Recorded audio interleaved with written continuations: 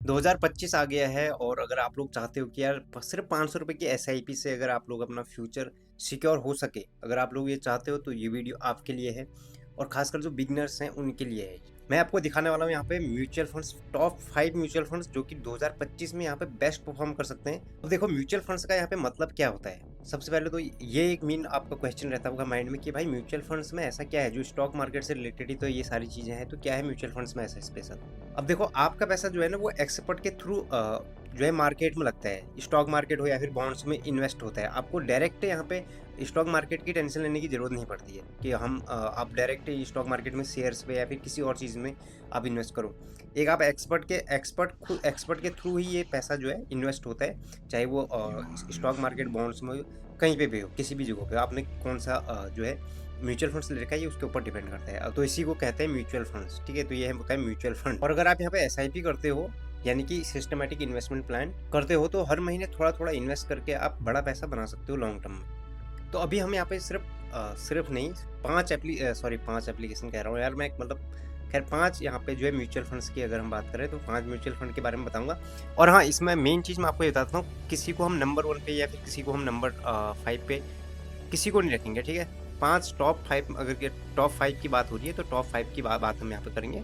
तो ना हम किसी को नीचे रखेंगे, ना कोई किसी को फर्स्ट नंबर पे, ना किसी को लास्ट नंबर पे। एक एक करके मैं आपको यहाँ पे बताता हूँ कौन कौन से म्यूचुअल फंड यहाँ पे होने वाले हैं। अब हम यहाँ पे बात करते हैं लार्ज कैप में आता है यहाँ पे एक्सिस ब्लू चिप फंड। और अगर रिस्क की बात करें तो यहाँ पे रिस्क आप कैसे तो लो टू मॉडरेट यहाँ पे रह सकता है, ठीक, बहुत लो और मॉडरेट, ठीक है। इसी तरह वाले हमने सारे जो है फंड से यहाँ पे उठा रखे हैं जिनमें रिस्क ना के बराबर हो, ठीक है, risk moderate, low to moderate हो। और रिटर्न्स की बात करें तो 5 ईयर रिटर्न्स की बात करें तो 13% CAGR है यहाँ पे। और यहाँ पे ये लॉन्ग टर्म के लिए सेफ ग्रोथ के लिए आपके लिए बेस्ट है यहाँ पे, तो ये आप लोग जो है कर सकते हो। ब्लू चिप मतलब यहाँ पे बड़े और स्टेबल कंपनीज में आपका पैसा इन्वेस्ट होता है। बिगिनर्स के लिए यहाँ पे एक सेफ चॉइस हो सकता है यहाँ पे। अब दूसरे नंबर पे अगर हम बात करें यहाँ पे तो प्राग पारिक फ्लेक्सी कैप फंड है यहाँ पे। इसका भी अगर हम रिस्क की बात करें तो मॉडरेट रहेगा यहाँ पे। रिटर्न इसकी जो है 15% CAGR है। अब इसमें यूनिक क्या है, देखो यहाँ पे इंडिया प्लस ग्लोबल कंपनीज में यहाँ पे इन्वेस्ट करता है।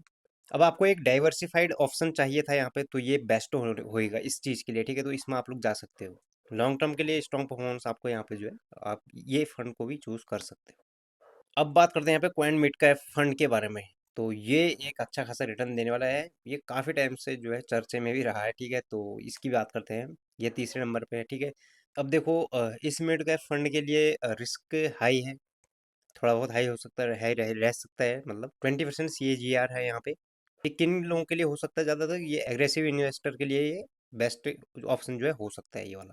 थोड़ा रिस्क लेना चाहते हो तो यहाँ पे क्वांट का जो ट्रैक रिकॉर्ड यहाँ पे जबरदस्त है एकदम। लेकिन आखिर में बात वही कहूंगा कि शॉर्ट टर्म के लिए मत लेना, पर ठीक है, शॉर्ट टर्म के लिए लोगे तो फिर दिक्कत है। हाँ, लॉन्ग टर्म के लिए वैसे म्यूचुअल फंड्स लॉन्ग टर्म के लिए ही लेना। अगर आपको म्यूचुअल फंड्स पे अगर इन्वेस्ट करना है तो लॉन्ग टर्म के लिए ही करना। एटलीस्ट आप 3 ईयर से ऊपर ही करना, 3 ईयर, 5 ईयर, 10 ईयर, 15, 20, 25, 30, ठीक है, 25-30 तक का भी ठीक है। बट हाँ, लॉन्ग टर्म के लिए जितना कर सको उतना बेस्ट है आप लोगों के लिए है।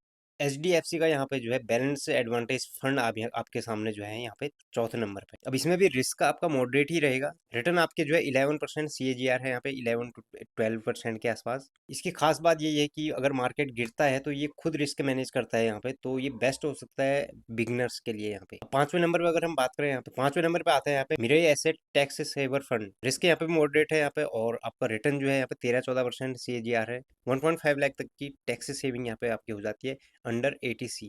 अगर टैक्स भी बचाना चाहते हो और सेविंग्स भी अच्छी लेने चाहते हो तो ये फंड आपके लिए बेस्ट हो सकता है यहाँ पे। अब देखो, अगर आपको यहाँ पे कोई भी कंफ्यूजन हो रहा है तो उस कंफ्यूजन को भी हम अभी खत्म कर देते हैं। अगर आप लोग सोच रहे हो तो कौन सा लेना चाहिए, अब देखो यहाँ पे अगर आपको सेफ चाहिए तो एक्सिस ब्लू चिप ले लो या फिर एडवांटेज फंड ले लो, यहाँ पे बैलेंस एडवांटेज फंड ले लो। अब लॉन्ग टर्म के लिए चाहिए आपको तो पराग पारी के लिए ले सकते हो, ठीक है। और टैक्स सेविंग के लिए चाहिए तो आप मिरई का ले सकते हो, मिरई वाला टैक्स सेविंग।